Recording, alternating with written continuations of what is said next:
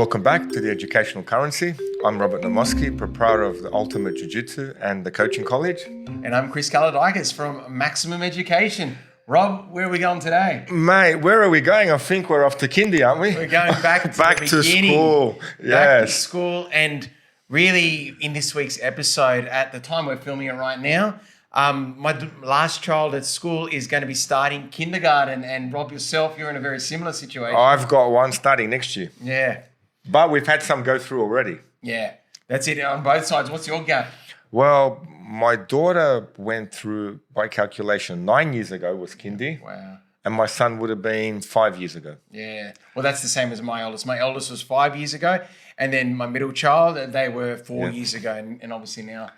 So we're a little bit more experienced now. Third one running. Third one coming through. And look, we thought this would be a good time to kind of talk a bit about, preparing for kindergarten from the context of when it is leading up to that final preschool year and going into kindy.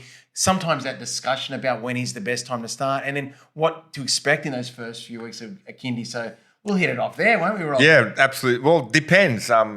Is it your first child or are you experienced? It's a big difference. It is a big difference and still emotional at those different levels. Yeah, absolutely.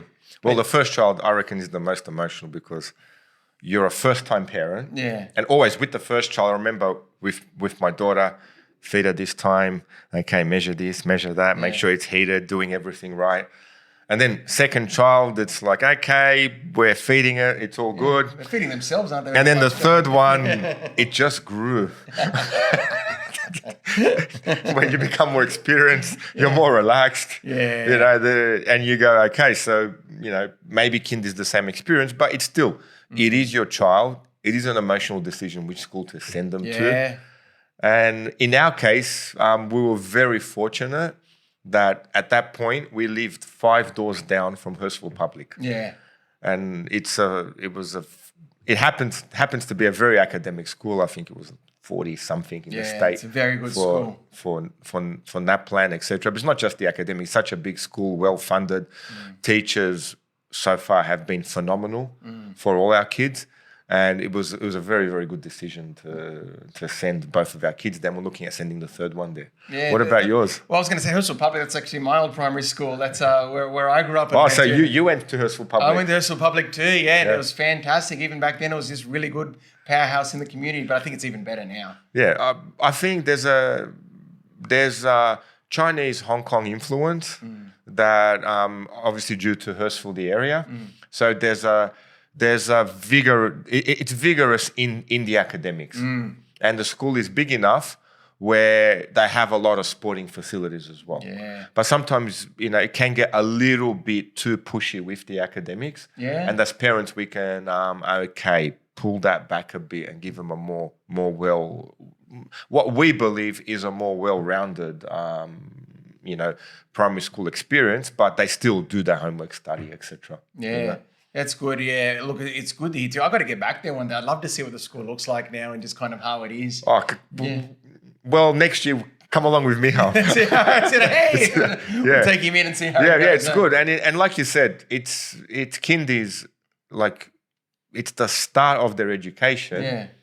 So, I think the research out there is pretty adamant on when to start. Yeah. It is a little bit later is better. Yeah, and that's it. And look, that's something that we had to weigh up in our family too, because I was always in two minds about when to start. And I kind of liked to go within the old time frames when I was young, the June time frame that, and you don't really hold kids back because I always got paranoid when I saw kids in year 12 and they were already 18 at March that, they just wanted to get out of there. They felt like they're too old for school. But I can say I have seen also the benefits as well of being a bit older in the year group. And with one of my children too, I did want to start them like within that range. And the school actually recommended, no, look, just hold them back and then allow them to start the following year. And I think that has been beneficial to that child and my family. If you're in a fortunate circumstance to take the kids to preschool, they advise you that in preschool. Yeah, they did. And they had influence on that too.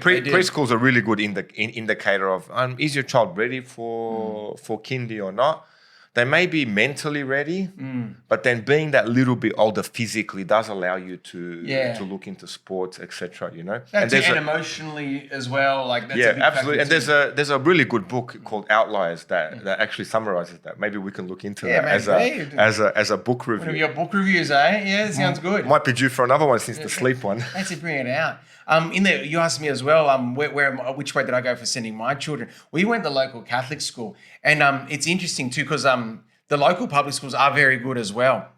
But the reason we went to local Catholic schools is actually because we're of a non-Catholic faith, and I wanted to ensure that my children, when they got to high school, did get into the local high schools that were of a Catholic faith.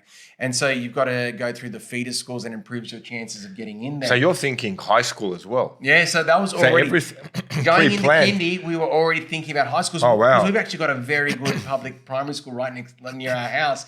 And yeah, that was still the decision we went with, just to ensure that, you know. So we went that route, but that's a factor you've also got to be thinking about too when you are trying to decide, where will I start my child in kindergarten as well? So how do you pick a school? Well, it's tough, eh? Open days, you know, you've got to be attending those open days there too. Do look at what they do feed into. And in the case of Herschel Public too, that has a very strong connection to the local selective school. And I think that's a big positive of that school too. Herschel Public, it's more so the kids are more academic. Yeah. And it's a cultural thing. So more kids getting into selective schools. Well, that's because it's the nature of the school where the kids from home spend a lot of hours into tuition centers, prepare for these schools, and then off they go. Doesn't mean that if your kid gets into a selective school, it's going to be a natural success for them. No. Like we said, every school is great. There are benefits and there are negatives. Yeah. But then, is the school a good fit for your child? Yeah. This is the one thing, that you need to ask yourself. And for Herschel Public so far, for my two children, that one has gone through there, the other one's still in there, where we've been very happy with that choice. Yeah, that's good. Very good school there too. So, all right, we've got our kindy students this year or next year. Yeah. What should kids know before they start school? Because obviously they are at a preschool stage, and sometimes what they vision big school's going to be like, sometimes they think it's just they're going to go there for a day and then they're back to preschool. Yeah, for us, the hardest was the first one. Yeah. Because the other two, they've seen you pick the oldest one up from primary school. Yeah. Whereas the first one, everything's new. Yeah, that's true. Buildings are big. Everyone else past year 4 or 5 almost looks like an adult. The way they move. So it's just a question of, maybe getting them to walk around the school with you slowly, hold their hands. And the teachers are phenomenal, as in they have a separate kindergarten area away from the bigger kids, etc., etc. Gives them that time to adjust. But I don't know, in my experience in Kindy, were very different to my daughter's experience in Kindy. Yeah. Yeah. With the generational change. It was a generational change. I think back then, I was born in Australia. My parents went back overseas to Macedonia to live. Then they came back when I was 3.5. So I started school with no English. Yeah, wow. So I kind of remember this, but my parents were telling me the teacher took my little briefcase that I had ready with my lunch. She packed it away, and I got very pissed off with her. So I just grabbed her. Censorship there. Yeah, I got very angry with her, and I grabbed her by her dress, and in Macedonian just repeated, "Where is my briefcase? You took it. Where is my briefcase? You took it." I would not let up for the whole time. She was going, "What, Robert?" And I was just shaking her to give me my briefcase back. Did you get your briefcase back?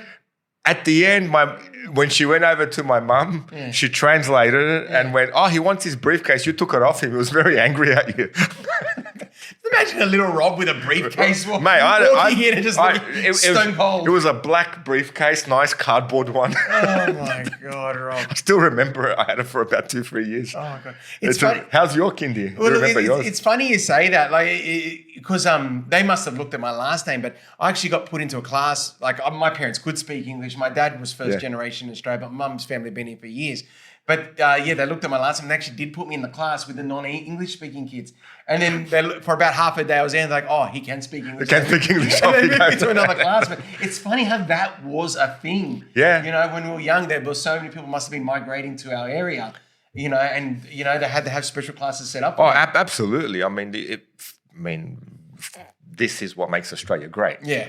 You the know, multiculturalism, catering to different needs. Absolutely. You know, I think I was in those ESL classes for a few years, and then they somehow pulled me out. Yeah. But you know, everyone's kindy experience is different. Yeah. Whereas my daughter's was very different. Yeah. I mean, she came into kindy. Every relative came. We walked her up like my big fat Greek wedding. Yeah. it was like an army marching her up into kindy. Off she goes, you know. So it was like an event, which was good. Well, my daughter's experience was also quite unique because she started kindy in 2020. If you remember what that was. Oh yes, COVID. The COVID times, and that was a challenge because very different. Obviously, schools went online and they put out material online, but she was too young to know how to use a computer. You know, so it did put a lot of pressure on us, and you know, and my wife, she was still, well, both of us were still working at the time, but she was on site with her work, and so I'm working from home as a teacher. I've got the two little ones at home as well, and then trying to do a kindy. So she had quite the challenging year, and then obviously 2021 was even longer. So it was quite a hard start. But my biggest memories from that year is just how fantastic her kindy teachers were. You know, how nurturing it was. I'd love to have her kindy teacher on the podcast one day, and I'm going to chase her up. Yes, get one of our absolutely. cards out to her when I see her at school. But you know, they're amazing in just targeting learning content towards a kindergarten student. You know, that was a challenge in itself, you know. And really, you know, whatever the kindy situation is these days, it takes a really special person to be a kindy teacher. Yeah, you got to hang your hat off to them. Yeah.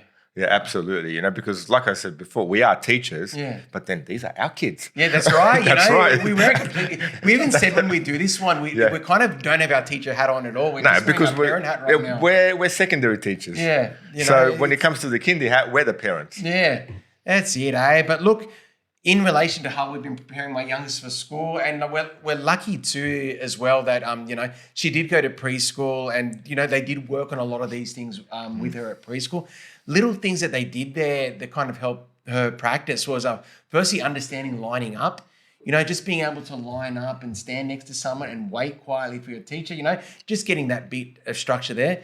One thing that got her really excited for school too was packing her bag. So we had a bit of mock trials at home, and she'd put her lunchbox in her bag and, you know, zip it up, and she's got a place to put her bag. So that kind of stuff. So getting excited about having her own equipment, because, you know, they kind of don't have that at preschool. Everything's there, you know, but now, you know, she's taking her equipment to school. Ownership. Preschool's a great stepping ground. Yeah. And it's actually preschool.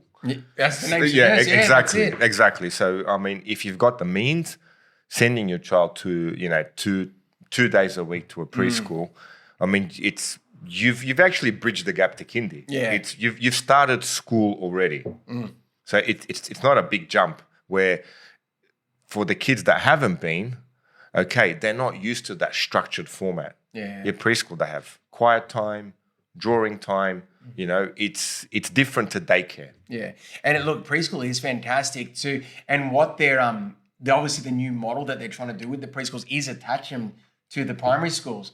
You know, we're starting to see more of those schools going from P to 6 instead of K to 6. Or in the case we've been hearing with these super schools going from P to 12. So that's even good because not only are they getting that preschool education, but it's also integrating them into that school's specific culture too. And I know the local independent school, I think they're doing that as well. Yeah. Like, you know, because, those years, even if it is your child is going part-time and getting that education, it does help preparing for a good start in kindy. So what's a lunchbox like for kindy? Well, if you're going to remember back to when you were young, it's going to be very different. For the parents out there, they might remember brown paper bags. Yes. write your lunch order in. Throw some cash. Throw some coins. Cash was a lot back then. Yeah. But that got it out. But now we've got bento boxes. What are they? Well, they are the segmented lunch boxes. And now that is one thing. So you got an area to put your vegetables and your sandwich and your fruit and maybe a little bit of treat. Oh, yes. Yeah, you've seen them? I should pay more attention to what my wife does. Okay. He has seen them. He has seen them. In the morning, yes. Yeah, okay. But now those things, yes, I have actually. They're a bit of a flex as well now. And when I say that, I mean like there's YouTube channels dedicated to how to make your opening of a bento box like look amazing for your child. And you're like color coding all the food, or you're giving it a Disney theme. Did I get salami pieces like we did? If it is a purple theme, maybe. Purple theme. The salami might be chopped into stars. Oh, God. So it is a bit of a different game. And actually being the third child now that's going to school, that has been a big amplification of our duties at home, because now me and my wife, more so my wife, I'm not going to take as much ownership of it, is making 3 lunches and 3 crunch and sips meals, for school, and then, she doesn't go to all the stylish stuff of the bento box, but just, portioning the fruit, and vegetables, that balanced diet. Jokes aside, I do. My wife makes me cut up for example, carrots. Yeah. So you just chop them up in the morning, whack, whack, whack, whack, whack, and then it's packed into these little containers, etc. It's all about that portioning. You just portion it all up, and then when they bring it home and it's not eaten, you lose your mind and go, I put so much effort in.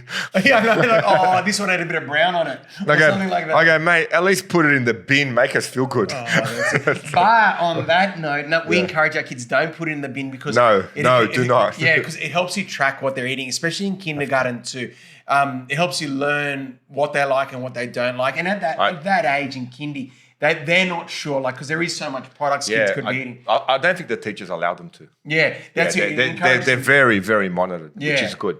Yeah, keep it in the box. Even if they do eat it, keep the wrapper in the box so you can see they did eat it, because it just helps you gauge. Okay, they do like this better than that. And there is a bit of trial and error during that kindy years, figuring out what your child likes there as well. But man, they eat so much more and so much better than we did.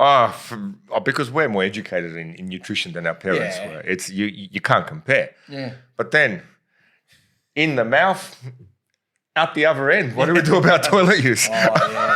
And that is tough, and look, you really want your child to be able to, use bathrooms, and that's a big thing. And another area where preschool can help with that, just being in an environment where they've got to use a bit of a more communal toilet, and being able to, wipe yourself and go at particular times of day to encourage them. Because, it's annoying at all levels of schools, but especially at kindy, where they're trying to get the kids to, okay, it's the beginning of lunchtime now, let's use our bathroom. Get that good routine going, as opposed to the kids having to leave during class time. It is something you've really got to prepare your child for as well, isn't it? Yeah, it's especially with kindy, it's difficult. Yeah. I hang my hat off to the kindy teachers. Yeah. When a mistake happens. It's tough. It's tough, yeah. And look, maybe for us it's tough. For them, they're professionals. Yeah, but it's hard for the children too, because but toilet training isn't a thing of intellect, It's like I've seen it with all 3 of my children, and to some of them it came very easy, and some of them it came quicker. But then the wiping process was harder, so they could get themselves to the toilet and go, but then they're just a bit messy with the wiping, and that's another layer on top of it too. Oh God, I remember that now. Yeah, we're going to start going. I'm getting post-traumatic wiping disorder. Fatherhood trauma. That's what we're going to start going down. No, it's good. Or parent trauma, we should say. No, it's all good, but it is something that it's very important, and you do need to address. But again, preschool do a good job. Yeah, they're very supportive. And they've more than likely trained them up. Yeah, especially if your child has been to preschool. If they haven't, it's something to start looking into. Not look into it a year before. Yeah, it's something to practice a year before. Yeah. So if your child's not at preschool, you're thinking of sending them to school next year. Yeah. Well, it's time to put those things in slow practice. Yeah, a routine. Routine. It's got to be at home at toilets this time of day. We have these meals at this time. Yeah, even grab a lunchbox for the last 3-4 months and get them to eat out of it. Yeah, could be something where it becomes familiar. Yeah, and even actually one thing that you made me think of is with preschool too. One of the saddest parts of when your last child goes to school is you're saying goodbye to the preschool. And we still have a very strong connection to the preschool, but as the older 2 went, they still ask about your family, how are they going?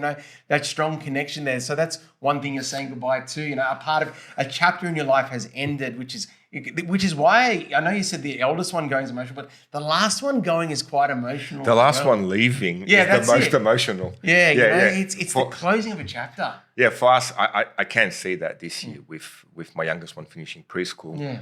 it just doesn't end with him. Yeah. Because okay, you're more than likely not going to come back. Yeah. And you've got a 14-year history here. Yeah.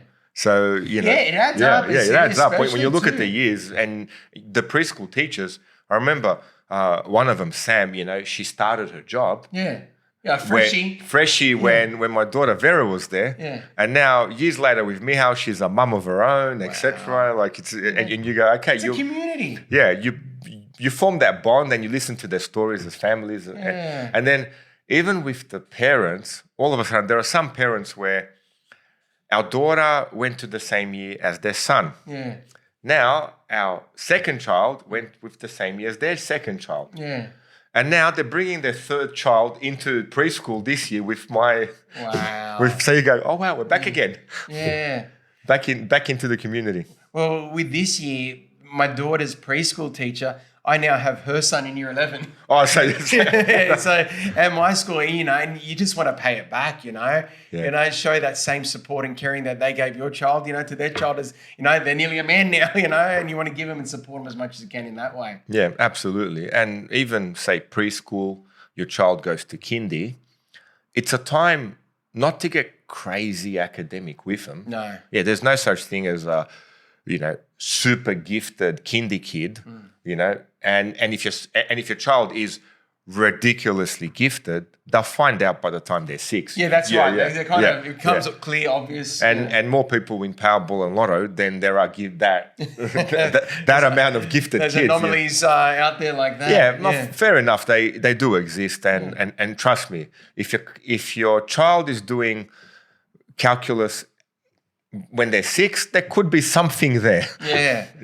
That's it. But otherwise, children are you've got to treat them as relatively normal, and they are, unless there's certain issues that you do need to look at and resolve. Yeah. And get on top of it early. Yeah, that's it.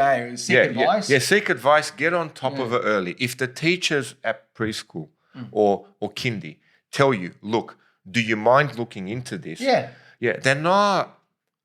they're just seeing something that may or may not be there. Yeah. Now, God willing, there's nothing there, but, getting combative with the teacher doesn't help you. No, not at all. They're doing it to help you. They've got nothing to gain by telling you. And if anything, it's awkward for them telling you. So they've got more to lose than gain by telling you. So, do value the opinions that either, your preschool or Kindy teachers say, because they are now starting to assess their learning. And they know traits of, for example, for us, for my middle child, it brought up medical issues that weren't severe, but would have ended up being severe. Yeah, if not addressed. Yeah, if not addressed, it was slight, and then we realized it was just poo had banked up in the stomach. Then we went to a specialist, and then they gave us all this iron, this and that. The kid, straight away grew bigger. And the specialist said it's 1 standard deviation in IQ. Yeah. Which was huge. And now 2 years later, his NAPLAN results came back, really fantastic. A different child altogether. Oh, fantastic. We were like, oh, wow, this is you. Yeah. So, I mean, if we didn't look into it and went, they'll just get over it when they get older. Yeah. It's especially with today's medicine and technology, it is something to look into and cross it off the box. Yeah. Well, look, exactly the same thing in my family too. Like, we've got a dyslexia diagnosis in our family, and it did get addressed early on, and we did start chasing it early on. And for those of you out there who have chased dyslexia diagnoses before, it's not something easy to get diagnosed. So we did have a few times that it came up negative. It didn't qualify for that status. But then, teachers kept persevering and supporting us with documentation until we eventually did get that. But once again, it's because they flagged it early, meetings with the school and support with the school. Yeah. And me and my wife had very open minds towards it. And when my child actually got the diagnosis and we told them, they actually felt relieved because they felt better about why it was harder for them to understand things in the class than it was for their peers. And so it was actually quite a relief. Yeah, it's a relief. And the fact that we are teachers, that we sometimes see things we go, maybe not. Yeah. We're not doctors to diagnose. No. We just see a behavior that could be. Yeah. And that's all we say. And then refer Refer to yeah, an expert. absolutely. You know, as we've said many times before. Yeah. Back to what you're saying too about, you know, preparing your kids for school you know, they don't have to be super geniuses going in and all that. Probably the one thing to do just to prepare them is just read to your child, you know, in leading up to it, you know, because it's not just about the reading, but it's about the bonding too, isn't it? Personally, it's more than the bonding. The child sees you reading. Yeah. Reading becomes just a natural thing the family does. Yeah. And if you have the means, create a small library. Just a library where they see what you've read. And it's something that I did for my kids. More for myself, I like hardcover books. It's nice, the ones I've read. You've got a nice display on there. Yeah. And that they look at you and say, well, you know, the parents are reading. You know, there's certain things that you read. They see you read. They see you that it is an important part of your life. Yeah. Then the kids mimic that. Yeah. And then you read to them. Then you ask them to read as well. With my son, we have this thing where you read a Harry Potter book, then we watch the movie. Yeah, that's good. You know, and we did it with my daughter, and we stopped. And then years later, well, he's a book reader. He was a little bit, I don't know. Have you finished it? No, movie. Let's go. When can I watch a movie? Have you read the book? And then he got on, finished the Harry Potter books. Then he got into some dragon books. You know, I forgot what they were called. Dragon Ball? No, not Dragon Ball. It was I forgot the name. It's quite an intricate story. Yeah. Yeah, New York Times bestsellers. You know, all these dragons have different characters, and they have all these feuds, etc. It's like a cross between Lord of the Rings and Harry Potter with dragons. Yeah. Yeah. We'll have to look into what it might be. Yeah. Kate, you're going to find it out for us, aren't you? Yeah. Yes. And it's quite interesting because I get him to give me the story. Yeah. Like, but what about this dragon? What's your favorite dragon? Describe it to me. I don't know, man. The other one looks a bit bigger. No, but this happened in that story, etc., etc. So it is an active part of their lives. And actually, funny story that happened just yesterday. We're at the bookshelf, and my daughter's like, I haven't got nothing to read. I don't know, pick something.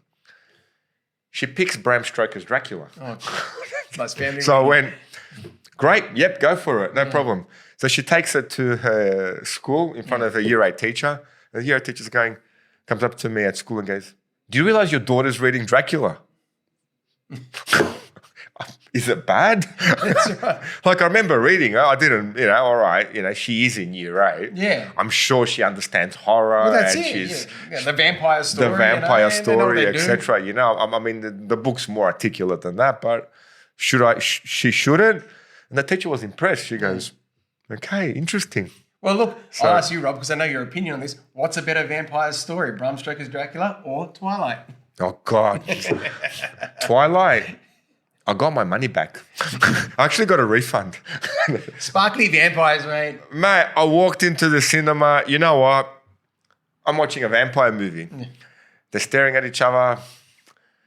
They're staring at each other. They're glowing and they're staring at each other. 20 minutes later, I went out of the cinemas and went, look, I came to watch a vampire movie. I don't know what this is. Oh, you're not the first to get a refund. But like I said, books do create that curiosity and does get into a good discussion with your child. Yeah, it gets them into it and passion. And at my house, Tina's the one, my wife is championing all that with our children, and very similar with Harry Potter, what she's doing. Because we did start by watching some of the earlier movies, but now we're at a point where she said to my oldest daughter, we're going to read them together and go through it that way too. Yeah. And it is important to just instill that passion because it is really a foundational skill going to school. I really liked Harry Potter. Because I went, look, I haven't read the book. What am I missing out on? And then they tell you the bits that aren't in the movie, that this happened to that person and that. And you go, oh, wow, okay, really? Wait, stop. What? Show me again. Yeah, so they've read the book. They know the story. And you go, okay, feed me in. Oh, that's awesome. So that was quite a nice experience in my house. Yeah. But with Kindy kids, you're generally reading to them. Yeah. And my wife does that really well. Yeah, that's it. Instilling it and the shared family time. Yeah. Oh, it's beautiful. The next part, the one that I'm going to get to now, and this can be emotional, especially if it's your first child, buying that uniform and putting it on your child, seeing him in a uniform for the first time. How's that feeling, Rob? It's daunting for the first one where you think, okay, she's leaving now, and you realize, okay, but then, they're just cute at that age. Yeah. They're very cute at that age. No matter what you put on them, and you put that school uniform, the hat, the way it sits, they try and walk around in it. Yeah, you're just blasting with lenses this big and snapping every shot that you possibly can. The paparazzo there. Yeah, the paparazzo there, and you look at all these photos, you go, how am I going to get through these photos? I'll just pick two, It's funny, when it's your third child going to, they're wearing a lot of inherited clothes from their older siblings too, so things mightn't fit as well. That's what makes it interesting. It's a little bit more faded and all that, but it still just melts your heart seeing them in that uniform. Yeah, and they're great memories. Yeah. And then one thing I want to recommend too as well, the year prior before, keep your eye on lows, because oftentimes there can be sales and up to 20% sales, which can, really save you a lot of money on these uniforms. Yeah, but if the end of year sales, they don't fit in February. And that can sometimes be the issue. That's why they're 20% off. That's it. Maybe buy just a little bit bigger, okay? Yeah. So do be wary of that. It might be a perfect fit in November where sometimes actually, that's an idea for uniforms. Yeah. Make sure it goes to here. Yeah, get it just that tad bit longer so you can get your wear out of it. Always. I mean, I'm not sure if we did that for the first one, but I remember with buying uniforms. Shoes, you do want them to fit. You want them to fit. Yeah, fit. And they've got like pretty much a year's lifespan. They get hammered at school, don't they? Mate, my son would scrape his shoelaces off the concrete with the shoes. So I think every 6 months we were changing pairs. Yeah. And, their feet grow. Yeah. And it's something with the way the foot sits. You want them to run. You don't want them to trip over, etc. So maybe, investing every 6 months into a pair of shoes would be a good idea. But clothes, a little bit longer, that little bit bigger. That's it, and certain things as well you might need to order early on, like the school bags. It might need to have the school crest on and all that. That depends whether the school has a uniform shop or you do have to go through Lowe's to get that as well. So be aware of that too, that you're kind of looking into what uniform is needed. And then there are things that I had no idea about that need to be a part of the school uniform. Like sometimes the school has a specific raincoat for the kids to wear. And then for art, they wear a smock. And I had no idea what a smock was. What's a smock? Is it like a throw? I still don't really know what it is. It's not quite an apron. Sounds like a swear word. Smock.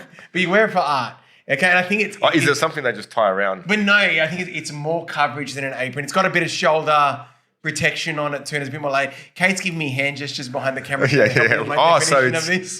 So it's like a mad scientist thing. Yeah, probably going down that. It's mad scientist. You get your... That's it, and then they got all the chemicals on them. I can't remember a smock. Well, we didn't have smocks, okay? Then I can't remember for my kids. They probably did. Yeah. I probably didn't notice. Yep, clothes. Yeah, but that's it, eh? So you might very well be buying more in clothes and uniform than you are paying school fees in some cases. So smock could be part of the equipment list. Well, it is. It's meant to go hand in hand with art. With the equipment list. Yeah. So what else would be in the equipment list? With equipment list. So schools usually send one out, once again, hopefully the year before, so you can capitalize on any January sales, down at Officeworks or Big W and things like that. But you've got, your mainly pencils. We're not looking at any pens in kindergarten there. Erasers, safety scissors, glue, your old Yoo-hoo glue. Depending on the school, whether you've got to provide books or not for your child, just that basic equipment. But then the big thing, once again, for your child might be their pencil case, and having a nice big Smiggle pencil case there for them to show off and feel proud about their equipment, and getting them their special colored pencil set. Yeah, getting them to pick it from Officeworks is exciting. And it makes it special to them, and once again encourages them in those subjects like art and design where they can be creative. Absolutely. Yeah. Absolutely. And then going into year 5 this year, my daughter got her first geometry set, Oh, wow. Getting him excited, for the maths things to come. Very important, geometry. Yeah, that's it, eh? And then high school's a different monster altogether. High school. that we could look at. Well, high school, you got laptops. But like we said before, even I still hear the conversation with parents at jiu-jitsu and everyone else, okay, when to start? Yeah. And it's just a hard thing, one to kind of distinguish, because we've said it many times with children too, gauge it by your child. And, you are a parent and you do know them very well. And look, I've got to say that, and I even said at the beginning of this actual podcast, I was envisioning for one of my children, they're ready to go. But then with the recommendation of the preschool and the kindergarten teachers or the teachers at the school, they kind of said, no, wait, hold them back for another year and it'll do them well. And look, we did. And I think that child has been a lot more confident going into school. But at the end of the day, this is the research. This is what's said. But it's the parents' decision.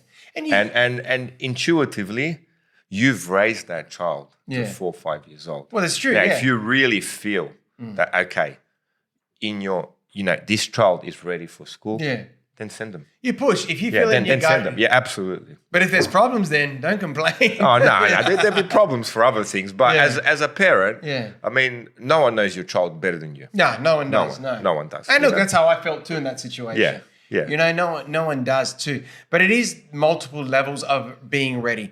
Like you mentioned before, there's being physically ready, there's being academically ready, and there's being emotionally ready. And I think in my child's case, it was more the emotionally ready.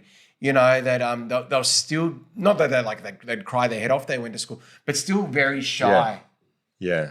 And like I said, my biggest fear was then the other end, how old they would be in year 12 and whether they would check out. Okay. Because although, like I said, I have seen very good cases of it working. I have seen a handful of students and I'm done with school.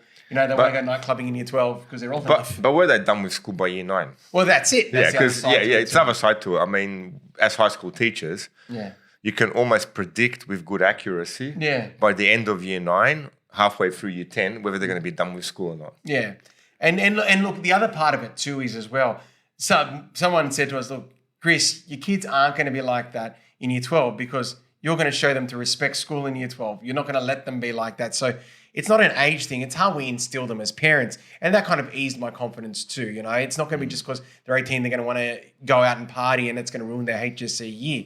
It's going to be, no, we're going to show you, no, it's not time yet. That time will come when they leave school. And then that's when they'll get their reward on that. So it won't be an age factor. It'll be just like it was back in me. Got to finish school first. Doesn't matter, they're 18, they're still your kid. Yeah, they're still they're under our roof. I had a friend of mine with her son. They celebrated the 18th birthday on a Tuesday night, no problem. Cuts his cake, that. He goes, where are you going? Going to casino. I'm 18 now. You're going up in bed, mate. You're not going to casino. That's it, eh? And he went, what? I still wash your clothes. You haven't moved out. It's Tuesday night. You've got school tomorrow. You're not going anywhere. To those students out there, you're under your parents' roof. They've got your best interests. You're still in mate, you do what they say. You're 18. You're an adult. You're an adult. Yeah. When you pay your own bills. Yeah. That's it. Okay. So obviously a debate every family has to have between yourselves as partners, but do seek advice, but also do know that you know your child well as well. Yeah. And then another thing to look at, working professionals, drop-off and pickups. Yeah. School finishes at 3 o'clock. That's it. And that's actually sometimes a bit of a shock to people too, because if you do have your children at a long daycare, there's a bit of flexibility when you can come and get them. But when it's kindy, you've got to be there at 3. Okay, you have to be there at 3. Some schools have a later pickup. They could have daycare attached to it, maybe. That is the way it works. So some schools have things set up, like at the school my kids go to, they have Camp Australia.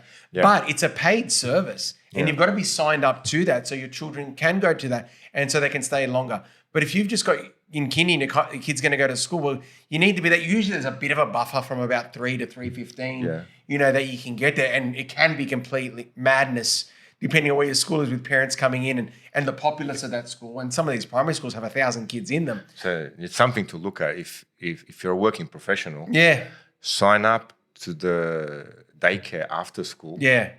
As you sign up to the school. That's it. And it is. Or even earlier. It could be one of those things where the daycares are usually smaller than the amount of kids at the school. Yeah, and sometimes they have limited spacing. That's right. Day by day, they usually have to factor in staffing.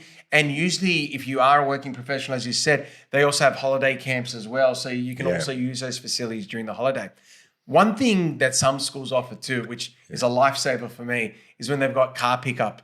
Okay, they call it kiss and ride at our kids' school. So the teachers actually feed the kids out of the gate and call them out as they see your school approach.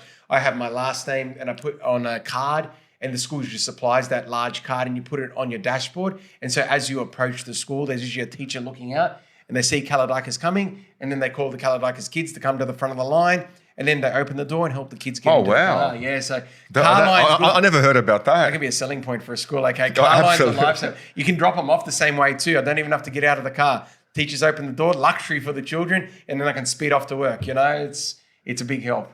That's phenomenal. Yeah, so look at those things too for a drop-off pickup routine. Find out what the school offers, because it can be quite overwhelming the first few times, especially if you are going from that smaller daycare to a school that has 500, 1,000 students in it. Okay, can get very busy around the school, and it's pretty ruthless to pick up at time that you've got to have your child by. Yeah, and also get to know the school as well. Yeah, get to know the school, get to know the teachers, get to know the principal, the deputy. They're the people who are going to be caring about your children. And I think these days the kindies, like there are assistant principals with large schools for every year. So all you need to do is get to know the people in that year group. Yeah. Yes, you don't have to go around and know who everyone is. Yeah. Just who's associated with that, with your group, the teacher involved with your child, of course, the assistant principal that's in charge of that group of teachers, and any other sporting activities that you want your child to do, you need to look into and make that decision. Yeah, and that's very good you raise that too, because there kind of is a communication hierarchy if you are going to ask something of the school. And the way that I've interpreted it with my children's school is the first step is the office, and those people at the office, they know everything. They're amazing and they're helpful in more ways than I thought. Like you'd originally think just admin, but then they've also helped out with other things, even in areas of well-being, where they've been very helpful to my family, and you're amazing. Thank you very much if you're watching this. The office ladies have been amazing. The office ladies run the school. Let's be honest they with know that. Kids so well, even at our workplaces too. They're just amazing people. And when you look at sick bay and them managing and triaging everything that's going on. Every day we joke where we work. Yeah. We have the bosses, then we have Alana who runs the school. It's just one of those things that we all know who to go to when there's problems. That's it, eh? And then so from the office, and if you were going to go the next level up, then it would be your child's teacher. Yeah, that's right. But then obviously you wouldn't be able to get through to them immediately. You'd probably have to schedule a phone appointment, and they get back to you because they'd be teaching all day, or they'd have to call you. They don't have much time in their day to make phone calls because there's so much face-to-face at primary school. What I found worked was if you are in the means to actually go past, even just walking up to the teacher's door, pick your child up, polite smile, like quick, thank you, just a thank you, and a handshake really makes the world a difference. And that's actually another beautiful part of primary school and kindy itself. Just seeing the teachers in the playground. Hello, here I am. And I love doing that when I go into the school. And the teachers always make me feel so welcome. I always feel like when I have a conversation with them, I say the dumbest things possible, but they always still make me feel welcome and like I'm saying something of intellect. But, they are such beautiful people at school. And, just very reassuring because these are the people that care about your children and they do see a side of your children. And that's another thing you're going to see too at school, that your child is going to form a personality at school that is different to home. Absolutely. And it's building that trust and relationship with the teachers that allows you to find that out. Yeah. And it's so funny because I remember when my son started and, it was our first meeting with the kindy teacher and he'd already done a term there, and little boys can be quite crazy at home and all that. And I was like, what's he like in class? Is he stuffing around? And then she said, no, he's a little angel. He's so quiet. Would he do that? No, never. And I was like, no way. And can you tape this for me? Yeah, I know. And to this day, he's up a few years higher now at school. I haven't had any complaints. And I'm shocked. It's good. So I'm glad he's a good kid and he's good at home. You've raised him well. Look, I hope so. I hope so in that aspect too. But so that would be the next level of communication, the class teacher. And then from up, you'd be getting to the leadership team, probably assistant principal or principal, pending the school. But then as Rob said too, who you see in the playground too, that could spark a discussion, and you could raise it with them and even organize a time for a better discussion later on. But still things that are worth scheduling. The other thing as well to be open to is communication with diverse learning departments. As you said, when things are flagged, they're an invaluable source of information and they are experts in their realm and, they won't be out there diagnosing, but they will be out there referring to places where you can get more information. Absolutely. Yeah, no.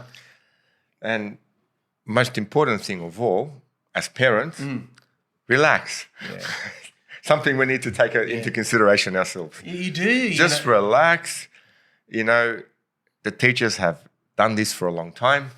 They know what they're doing, the kindy teachers. Even as teachers, we need to remind ourselves that, and your kids are in good hands. Yeah, that's it, eh? And there is a term out there, a helicopter parent. When they've got to chase around and know everything their child's doing, just take a step off.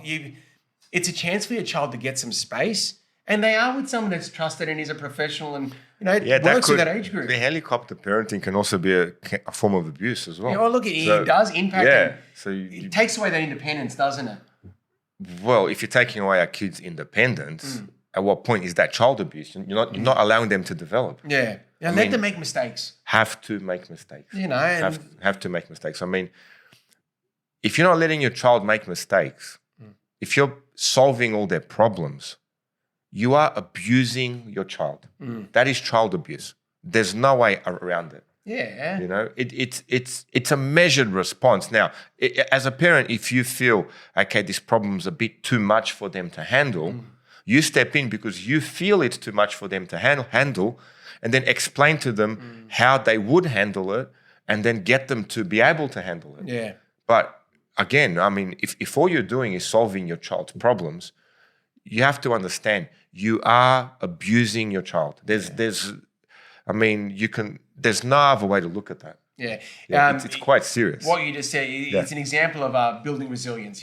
Guide them through how to address the situation because it goes beyond school. It's in many aspects of life. Give advice, and allow them to go in and solve their problems, which actually links to a point I was going to say next, in relation to when we initially said that as well, and who should we talk to at a school? But you should encourage your child to ask questions. If you're not sure about something, ask your teacher. You go ask. Now, obviously, first few weeks of kindy, it's not going to happen. They're still going to be very shy and all that. But that's another element to resilience. Having a child to have the confidence to go up to someone and ask, oh, what's going on? How do I do this? Where do I go? And get them conversing with their teachers.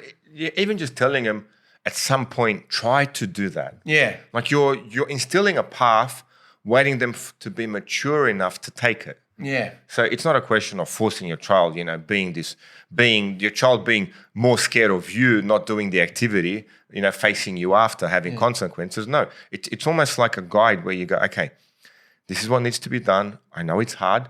When you're ready. Okay, no need to do it now. When the situation happens again, well, this time maybe just try it a little bit and see how you go. And that little bit of a response, they get that, oh, wait a second, things are different now. I actually did something. And that's when you can get a sense of resilience. Resilience is an act of you doing something and getting a positive response under pressure. Yeah, it's rewarding for them. It's a success. Yeah, and people go, when they are from my martial arts job, I want to build my son resilience. It's not about torturing them. It's about slowly desensitizing them to the point where it becomes a natural response where the stress they feel steers them into a positive action. Yeah. And you got to build it up with achievable goals. Absolutely. It's something that, they can do. You're not just throwing them in the deep end, what some people might. And it takes time. You got to be patient. It takes time. Remember, you're dealing with a 5-year-old, a 6-year-old. And sometimes you can forget they're not 9 years old. Yeah. Now, I've noticed that, especially if the child is tall. Yeah. This is something. You expect more of them, but their mental maturity. This is something I've seen time and time again. Yeah. You get a tall child for his year, and you go, oh, but why is he awkward and weird? He's 6. Yeah. Oh, your eyes are looking at a 9-year-old. Yeah. No, he's 6. He's 7. We even see that going into high school. Yeah. You get this year 7 student come in and they're taller than you. But then you don't realize still mentally, they're a 12-year-old. I remember a teacher telling one of them off, telling him, get out of the year 7 playground. Yeah. And the kid didn't know what to say. Yeah. He went, Yeah. And the other kid next to him goes, miss, he's in year 7. Yeah. And the teacher went red. Oh, sorry, just make your way back in. Man, the kids are just getting taller and taller, man. Something in the chicken. Yeah, maybe, all those hormones. It's good chicken. We'll see there. Well, look, that's a lot about the communication aspects. Yeah. There's another element of communication that's in schools. And I know it's in all levels of schools, but it kind of starts at kindy. Yeah. The WhatsApp group, usually formed by parents and where they communicate, Rob. What's your view on them? Well, depends. WhatsApp groups can be positive and negative. Yeah. So a WhatsApp group is a platform for communication to a group of people. Yeah. It's like sending a bunch of emails immediately. Yeah. And I personally like to treat it that way. Yeah. I'm in a few WhatsApp groups. We've got the school one. I've got a friends one when we meet up for coffee. I've got a friends one where they post what they train, etc. And it's a communication thing. Yeah, of course. Yeah, it's not something where you get into a debate. If there's something tense, you make a phone call. Yeah. Make a phone call privately away from the rest of the group. Yeah. They're very interesting at the school level too. Like in some areas they can be great. I've lost a note. You put it on the WhatsApp group. Can someone tell me what's going on? And bang, you'll get a reply. In other aspects, they can still be great, but I find them sometimes overwhelming at the school level because sometimes so many people are writing so much stuff. I get lost. And that can even be the case even with friendship circles sometimes. Just so many messages coming through. Whether you read it or not, everyone realizes, I mean, if there's something specific that you want to say it to someone directly or even send it directly to them on the WhatsApp, like individually on WhatsApp so they can read it. Yeah. But nothing beats a human voice at the end with a phone call. Because you texting something, they can read it in a different way. Yeah. And you don't know what way they're reading it, so be careful. And that's the other issue is the medium itself. Yeah, a text message versus, and even the same case can be with email. Sometimes it's better just to talk and go through that hierarchy we mentioned before. Office staff, teacher, assistant principal, kind of that's the better way to go. They can be very beneficial. Yeah. The school I'm working at, it's actually great. Yeah. We're all on there. Something happens outside, can someone move the car, etc. If the person's not contacted, someone will say, oh, it's Rob's car. Yeah. Then someone can, he's in room 108. Then someone can, hey, Rob, can you move your car? Okay, no problem. Yeah. You know, if there's an announcement in the school where, just be aware, guys, we have an assembly. We don't have roll call. Just simple things like that really runs the school well. Yeah. And you're just used to it. It appears on your phone. You may click it. You see... Maybe the English department gets into something and it just scrolls past. Now, if you don't read it and it's specific to you, someone else, it's such a small clue, someone else goes, hey, there's a maths department meeting, 11:30, you know, thank you, you know, off you go, etc. So, these things are great. And at the school where I previously used to work, we had our own maths WhatsApp group. Yeah. And that worked really well as well. Yeah. Really well, you know. Marking criteria, here it is. The pages you're marking in the Year 7 exam up front in the WhatsApp group. It appears. You go into the staff room. There's your papers ready to go. Off you go, you know. That's good. Maybe I'm just paranoid about WhatsApp groups because I'm worried about the parents are complaining about the year coordinator. That's fine. I actually prefer WhatsApp group than something like Snapchat for the kids. Yeah. Especially the older kids. Yeah. Well, look, Snapchat in itself, it's just hard because of, you know, that everything deletes so quickly. There's that evidence. And although it deletes quickly from the phone, it still probably is stored on their servers. And it's designed to keep you on there. So, I mean, WhatsApp so far, I've had quite a positive experience with. Oh, that's good. Okay, well, look, that's good to hear. I'm for myself. iffy on the parent year group ones, but you know, I guess it all depends on who are the people in that group and all that. So, look, if you got a little bit on edge parent that starts criticizing the teachers, you feel affiliated to it then. You just don't jump on the bandwagon. Yeah. Even remove yourself from the group. Yeah. You just. But it says it, and then that's awkward. It says this person has left the group, and like, oh. Or even better. Just be too busy to read it. Yeah. Did you read my message? What message? Just give me a call. Yeah. Yeah. You can always say, I don't know. Yeah. You guys are writing too much. I can't keep track. Yeah. But it can just get too crazy and overwhelming for me. I think that's all right. Yeah. But look, and then look, another exciting thing, and actually this can be sometimes organised through the WhatsApp group. In your kindergarten, you can start organising sporting teams. You know, sometimes that's when your child will start a hobby, like joining the soccer team or the footy team. And, you know, they need to get groups of children together. And even at these clubs, and my son plays for a specific soccer team in the area, it'll say, what school does your child go to? And it tries to kind of group them together. And there's actually a few teams with combinations of kids from that school on that club. not just Kindy. I mean, we were fortunate enough to get my son into rugby union like that. Oh, wow. Yeah. Really good friend. Must be tough, man. Really doesn't stop. Really good friend of his. Yeah. And that really good friend of his played the sport. Why don't you come join the team? My son joined the team. I went, okay, still learning the rules. Back last year, learning how to throw the ball, catch it, etc. He's good at tackling from jiu-jitsu. Yeah. Yeah. So, you know, it opens, friends open the world up to other activities.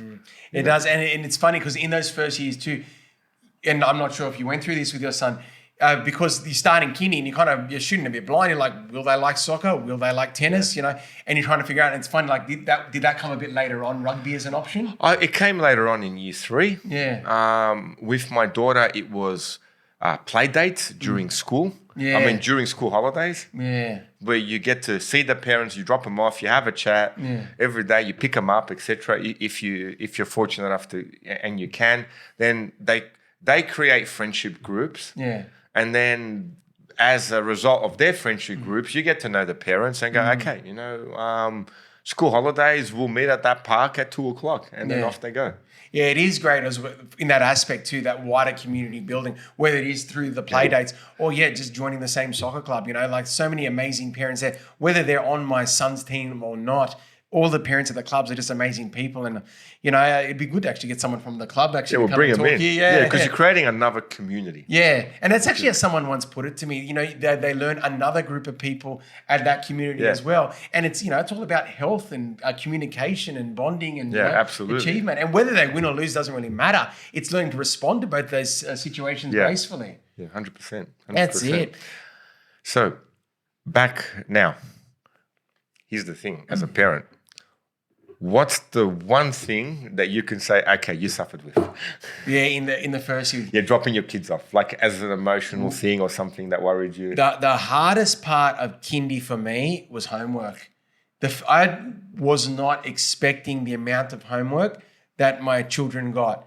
And it once again, as I said, with preparing lunch boxes earlier, homework amplifies with every child. And when they're young, and if you do have children close to each other, which is in my situation, they need you to sit down with them and go over things with them. So that is a challenge. So be ready for that your child's going to get homework. And look, it's not going to be necessarily hard homework, but in kindy, learning how to do homework, that can be a challenge because your child, and this is the case with my children, they probably can't even read in kindy in many cases. And so you've got to read it out for them, and then they write their answer and they've got to know what to do. So it's time consuming, that homework process. So that was probably my biggest challenge with my children's transition to kindy. How about yourself, Rob? Actually, truth be told, with my daughter, I missed her at cafes. Yeah, she was a cafe buddy. Mate, we were cafe kings, me and her. We would walk into a cafe. Yeah. She would do her magic with the food. She'd mix the Nutella in with the pizza. We'd get a few stares. We'd get a few stares from waiters, but it was all good. I'm paying for this food. We're fine. Yeah. She'd chop it down, and all of a sudden, I'm at a cafe by myself, eating my food, going, this isn't fun anymore. I'm sure she's still having dates with dad. Later on. Yeah. Now the dates are a little bit different. Yeah. Oh, that's sweet. But when I sent it to kindy, my wife was working police dispatching, and then I'd have her during the day, and she's gone. And I went, this teacher better be doing a good job. She took her away from me. Yeah. And she was, of course. We were very lucky. Very, very fortunate to have Miss Roebuck, the teacher we did in kindy, and then my daughter had her again in year 6. But for myself, it was that issue of, well, she's here during the day. I get to do certain things with her, and now she's not. Okay. Yeah. But of course, I didn't express any of those emotions. But as a parent, you do get that little bit of withdrawal syndrome. But it's true. And look, obviously you're talking about your eldest there too, but with our youngest going, the emotions have still been very high because it's almost like that chapter of our life has ended now. We no longer have little kids. And my wife would be in a very similar situation to what you said. Like, she's lost her cafe buddy. The last one that she would go out with on her days off, and they'd go shopping together and they'd pick things together, or they would get a baby chino together. Like, those years are over for my family now. There's certain things that you regularly do with your child during the day. When they're gone, when you're doing that activity, you went, okay. It's a lot quieter now. Something's a little amiss here. Yeah. But then you quickly adjust, and she has to. Your child has to be Part there. of life, rite of passage. And it's the beginning of their education journey. And that's a bit what I love about every time my kids start kindy. They're beginning their education journey, and they're going to be learning stuff at school, and they're going to find their passions, and they're going to meet amazing teachers and be inspired. So that's the positive, and that's what I love about them starting school. And I love meeting those teachers. And absolutely. Absolutely. And as teachers, we should have that bit more of an understanding. Yeah. That's it. Well, look, on that, Rob, I think we're going to wrap up there. One thing I Yeah. will say is I think I'm going to start chasing maybe one of the Kindy teachers at school. Have to. And I think we've Have got to to. get him on the show, don't Yeah, we've we? got to get a Kindy teacher on the show. Yeah. I've got someone in mind, Chad Nadira. He runs the Kingsgrove cult. He's the president there. Yeah. So he's got a whole community Oh, wow. of football. Okay, well, there we go. maybe So we can get Chad on the show. From this one. I think people yeah. we're going to chase up. Yeah, absolutely. And thank you again for listening to us. An emotional time for us, I know, especially. exactly. Yes, you've got your daughter off. She's off, and then you've got your son starting next year. Starting next year. Okay. That's it. But hopefully we've given you some good advice today on how to prepare for kindy and what you're in for, especially those first-time going parents. But even those parents who it's last time, still going to be very emotional. Always, always. Thank you again. I'm Robert Namoski. And I'm Chris Kaladikis. See you later, everyone. Take care. See you guys. Yeah. Too easy. That was easy. My favorite part of that is because he's like the most handsome man. He's glowing, and he's like, "Don't look at me, I'm disgusting." I should go back and watch it because during tutoring, I got into a discussion with the kids as we do. Get into a bit of a debate. You know what? I'll watch it. So I grabbed all 3 movies and fast forwarded to the interesting bits. Oh, good. How long did it take you to watch the movie? I think I went through all 3 movies in about 45 minutes.